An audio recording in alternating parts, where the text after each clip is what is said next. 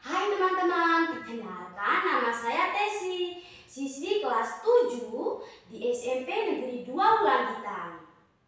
Pada kesempatan ini, saya akan membawakan sebuah cerita yang berjudul Batu Badaung. Cerita ini juga ada lagunya teman-teman. Lagu ini adalah nama saya di rumah ketika saya melawan mama. Batu badaung, batulah batangge, buka mulutmu, telankan beta. Ya, begitulah penggalan lagunya. Penasaran kan dengan ceritanya? Begini ceritanya. Alkisah, pada zaman dahulu, hiduplah keluarga kaya raya di sebuah desa kecil. Keluarga tersebut terdiri dari ayah, ibu, anak sulung lelaki, dan bungsu perempuan. Sang ayah sangat memanjakan kedua anaknya. Ia selalu menuruti apapun yang menjadi keinginan mereka. Hal itu membuat mereka mempunyai sifat yang sombong, manja, dan malas. Bagaimana tidak, di rumah mereka ada banyak pelayan yang selalu melayani mereka. Pada suatu hari, nasib sial menghantam keluarga mereka. Sang ayah yang sedang pergi berdagang tiba-tiba menghilang terbawa arus ombak laut. Semenjak kepergian ayahnya, keluarga tersebut mengandalkan uang tabungan darinya untuk bertahan hidup. Untuk menghemat pengeluaran, sang ibu lalu memberhentikan semua pelayan dan ia sendiri yang mengerjakan semua pekerjaan rumah. Uang tabungan sang ayah semakin menipis. Pasalnya, si sulung dan si bungsu tak ada hentinya menghambur-hamburkan uang. Hingga akhirnya uang tabungan habis, tak tersisa sedikit pun. Sang ibu lalu menjual rumah yang selama ini mereka tinggali. Ia lalu membeli sebuah gubuk kecil yang hanya beralaskan tanah. Semenjak pindah ke gubuk kecil, sikap kedua anak itu semakin menyebalkan. Si bungsu kerap membentak ibunya hanya karena menu makannya tak lezat. Begitu pula dengan si sulung. Ia kerap memarahi ibunya hanya karena rumah terlalu kumuh. Pokoknya, mereka memperlakukan sang ibu seperti seorang pelayan. Saat malam tiba, sang ibu kerap menangis pilu sembari berdoa. Ampunilah hamba ya Tuhan. Hamba telah gagal mendidik anak-anak hamba. Hamba telah gagal menjadikan mereka anak-anak yang berbakti. Ya Tuhan, bukalah hati mereka. Berikan mereka kesadaran agar mereka kembali ke jalan-Mu. Keesokan harinya, sang ibu pergi ke hutan untuk mencari kayu bakar. Ia lalu menjualnya ke pasar untuk bisa mendapatkan uang guna memenuhi kebutuhan. Sementara itu, si sulung dan si bungsu sama sekali tak membantu ibunya. Pada suatu hari, cuaca sangat mendung. Usai mencari kayu bakar dan menjualnya, wanita tua itu langsung pergi ke sungai untuk mencuci baju.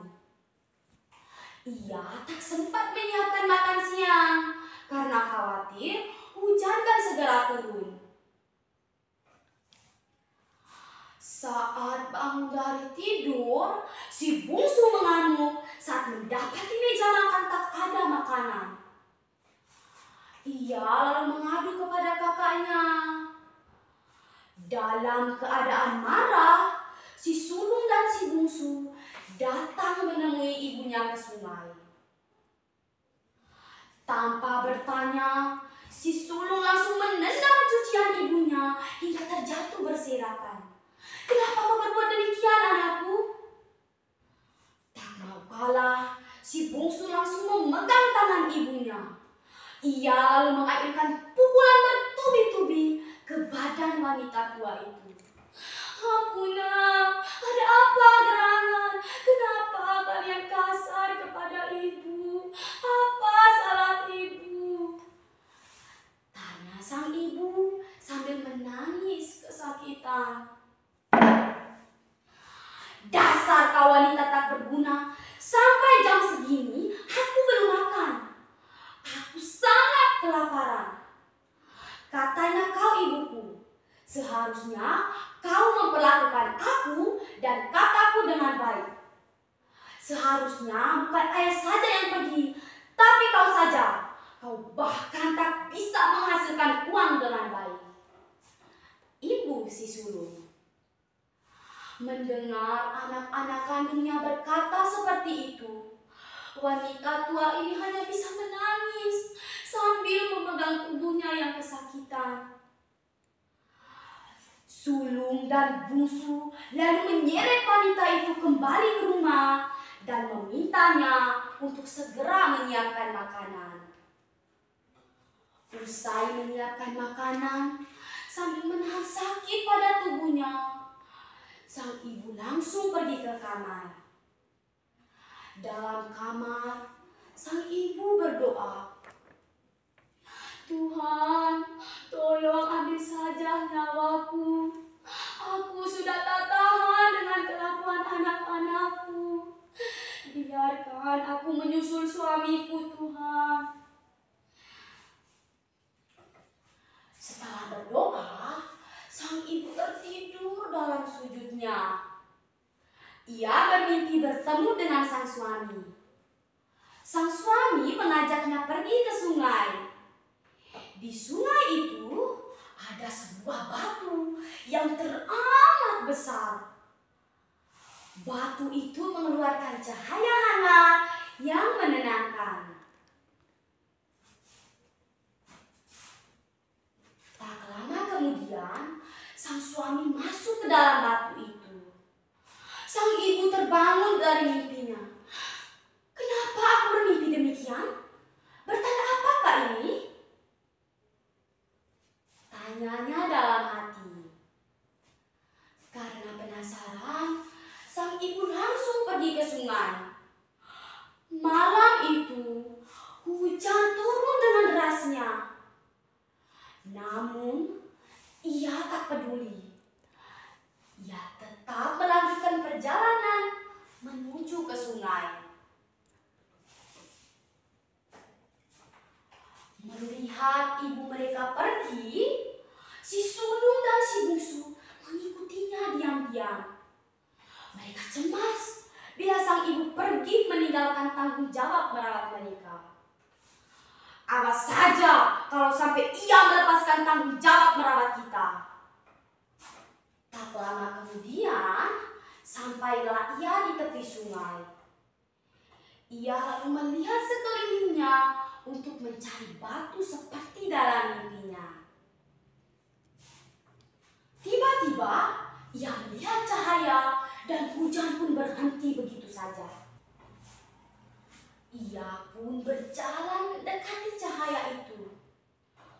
Kemudian, ia melihat batu seperti dalam mimpinya.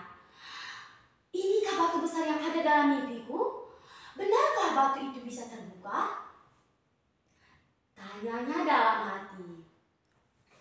"Wahai batu besar, terbukalah. Biarkan aku masuk ke dalam. Jadikan aku pohon rimbun yang berbunga-wangi," ucapnya pada batu itu. Tak lama kemudian benar saja. Perlahan-lahan batu itu terbuka. Saat hendak berjalan memasuki batu itu, tiba-tiba si bungsu berteriak, "Ibu, jangan masuk ke dalam batu itu. Bagaimana kalau kau tak bisa kembali, Ibu?" Sang ibu terus berjalan dan masuk ke dalam batu itu. Tiba-tiba di atas batu itu tumbuh pohon dengan dedaunan hijau. Pohon itu mengeluarkan bunga putih yang harumnya semerbak. Karenanya orang-orang sering menyebut pohon itu dengan nama batu badaung alias batu berdaun. Lantas, bagaimana dengan nasib kakak beradik yang keji itu? Mereka telah menyesali perbuatannya. Namun, penyesalan selalu datang terlambat. Warga sekitar yang mengetahui sifat mereka mengusirnya keluar dari desa. Karena tak punya tempat tujuan, mereka pun mendatangi batu badaung. Tak henti-hentinya mereka berteriak memanggil sang ibu. Mereka berharap batu itu terbuka dan mengembalikan sang ibu. Nah, teman-teman, seru kan ceritanya? Penyesalan selalu datang terlambat. Oleh karena itu, mari kita hormati dan sayangi orang tua kita. Sekian dan terima kasih.